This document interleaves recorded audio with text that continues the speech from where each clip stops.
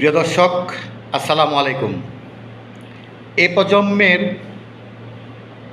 বা আমাদের প্রজন্মের ব্যক্তিরা, বাংলাদেশিরা অনেকেই জানেন না বাংলাদেশের একজন বাঘ ছিলেন বা বাঘ আছেন।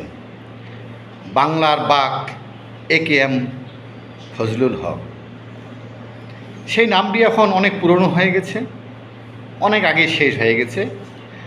মনে হয় সেই বাঘ বৃদ্ধ হয়ে গেছে, যে কারণে সে বাঘ মৃতপ্রায়, নামটাও মৃতপ্রায়। ম্যাক্সিমাম বাঙালিরাই জানেন না যে বাংলাদেশের বাঘ কে ছিলেন। তো এখন নতুন প্রজন্মের আরেকজন বাঘ এসেছেন, যার হুঙ্কারে সারা বাংলাদেশের মানুষ কাঁপে, যার ডাকে সারা বাংলাদেশের জেনজি এ প্রজন্মের মানুষ এক হয়ে যায়, ছাত্ররা ছাত্রীরা এক হয়ে যায়। রাজুতে আয় ডাকলেই একাকার হয়ে যায়।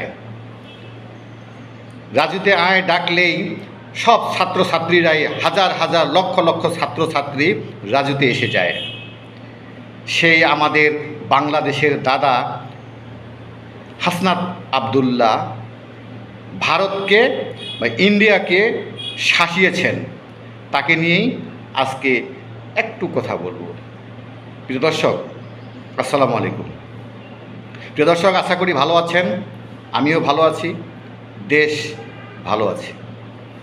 আমাদের হাসনাত আবদুল্লাহ ভাইকে নিয়ে কথা বলতেই হঠাৎ করে গতকালকে আমার বাসার পাশে বাসার এক লোকের সাথে দেখা হলো। তো উনি কে কে থাকেন আমি কখনোই জিজ্ঞেস করিনি। উনি বাজার থেকে আসছেন। আমি জিজ্ঞেস করলাম যে ভাই কি কি নিলেন? উনি বললেন যে 4 কেজি চিড়া কিনেছি। যে আচ্ছা আচ্ছা, আর চাল কিনেছি 10 কেজি, আর তেল কিনলাম 10 লিটার। এত কিছু ভাই, আপনার লোক সংখ্যা কতজন?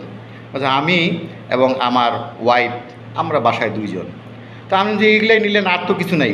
বলে যে না, যা আছে এগুলা নিয়েছি, মোটামুটি 2.5-3 মাস চলতে পারবো। তখন আমি যে এত মজুত করে রাখলেন কেন ভাই, কি ব্যাপার? তিনি বললেন যে আমাদেরকে যে কোনো সময়ে ইন্ডিয়ার সাথে যুদ্ধ করতে হতে পারে। আমি কি বলেন? হ্যাঁ, আমাদের হাসনাত আবদুল্লাহ যুদ্ধে ডাক দিয়েছেন ইন্ডিয়ার সাথে। তাই নাকি? বলে হ্যাঁ। আপনি জানেন হাসনাত আবদুল্লাহর ভাইয়ের বাড়ি কোথায়? আমি না তো ভাই, আমি জানি যে বরিশাল না ওই খুলনা ওদিকে। আপনার বাড়ি কোথায়? তো উনি বললেন আমার বাড়ি মাগুরো।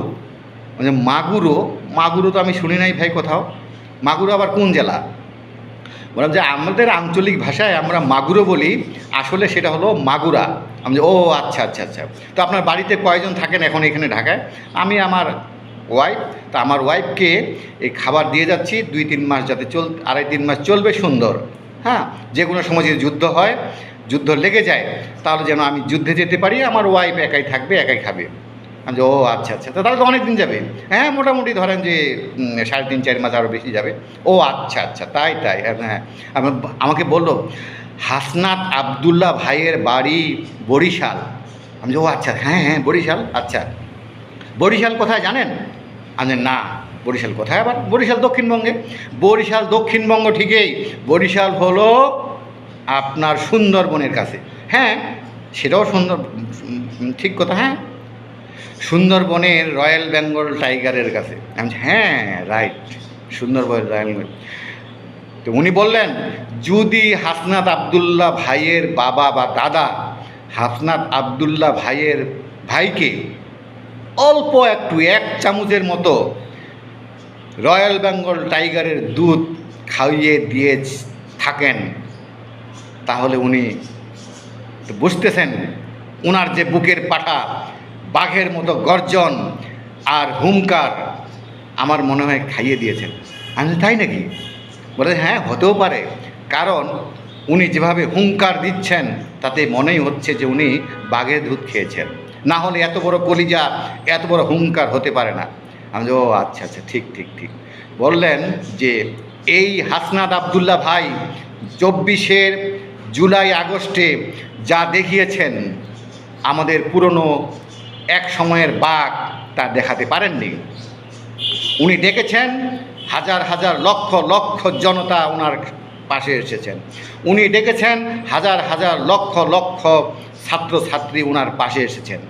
আর এবার যখন ডাকবেন তখন লক্ষ লক্ষ নয় কোটি কোটি মানুষ বাংলাদেশে ওনার পাশে আসবেন এবং সেভেন সিস্টার জয় করে নেবেন। এটা কীভাবে? এটা তো খুব সহজ। সেভেন সিস্টার জয় করা খুব সহজ, কারণ ওনাদের ওখানে একটা চিকেন নেক আছে। চিকেন নেক মানে হলো আপনার মুরগির গলার মতো। এই মুরগির গলাটা কেচি দিয়ে খ্যাস করে কেটে দিলেই হয়ে গেল, বিচ্ছিন্ন হয়ে যাবে ইন্ডিয়ার সাথে, আর আমরা দখল করে নেব সেভেন সিস্টার। বাহ, সুন্দর কথা। হ্যাঁ, এটা তো অস্বাভাবিক কিছু না। সেভেন সিস্টার্স নিয়ে যেভাবে কথাবার্তা চলছে, সবাই বলছে, তাতে করে তো আমরা সহজভাবে জয় করে নেব, এটা তো কঠিন কিছু নয়। দেখুন, অনেক পুরনো অবসরপ্রাপ্ত major general, brigadier general, colonel অনেকে চিল্লাচিল্লি করছেন যে তাদের কাছে নাকি সেভেন সিস্টার্সের মানুষরা আবেদন করছেন। আমাদের একজন ব্রিগেডিয়ার আজমির, উনিও তো অস্থির হয়ে আছেন। তাহলে ধরুন, এমন যদি প্রশিক্ষণপ্রাপ্ত মানুষরা হাসনাত আবদুল্লার পাশে আসে, তাহলে জয় করা কি খুব কঠিন হবে?